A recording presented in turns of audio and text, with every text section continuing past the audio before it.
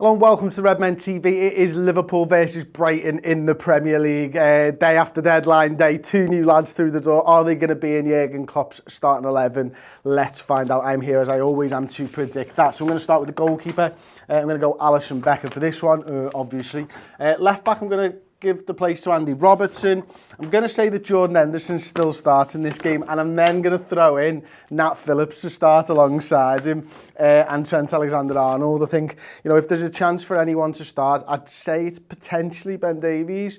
Obviously, Kabak at time of recording is literally just flying over here now, so I can't imagine that he'd be involved from the start. There's a potential for Ben Davies, and if Ben Davies is in the side, maybe Jordan Henderson shifts to the right and Davies plays on that left-hand side, but I'm going to leave it as is for now anyway. I'm going to go Gini Wijnaldum plays the base of the midfield. I'm going to go Kurt Jones and Thiago this time, so no Milner for this one. Obviously, he felt something in his hamstring last time out. It was a good little cameo from Kurt Jones, changed the game and stuff like that, so I'm going to go with that.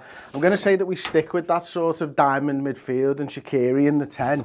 And then I'm going to say Bobby Firmino starts on the left of a 2 and Mo Salah on the right of a 2. I'm unsure at time of recording whether Sadio Mane is going to be involved in this one. So that's why I've gone, I know Bobby's definitely going to come in. And if Mane's involved, maybe Mane plays there and Bobby plays there. Maybe we rest Salah ahead of the City game at the weekend. So, substitutes Kelleher, Nico Williams, Reece Williams, Ben Davies, Kostas Tsimikas, Alex Oxlade-Chamberlain, James Milner, Divock Origi, maybe Sadio Mane.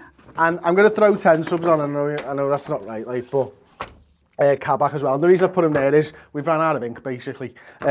So I think it'll probably be Sadio Mane, something like that. And then, yeah, we'll throw Kabak there as well, just in case. So some of those players may be on the bench. And as I mentioned, look, for starters, here's what could happen if Ben Davies is trusted to start in this game. But I think with Nat Phillips and after his performance, or the last game and a half really, then I think, you know, Nat Phillips probably deserves to start in this one. But you could throw Ben Davies there.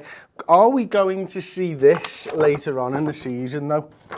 Are we going to see Kabak and Davies paired as a 2? That's the interesting thing for me, isn't it? Obviously, we know we've got a real left-sided centre-half in that one. We know we've got a young, talented lad in Kabak, somebody that I think Liverpool have wanted for a long time and stuff.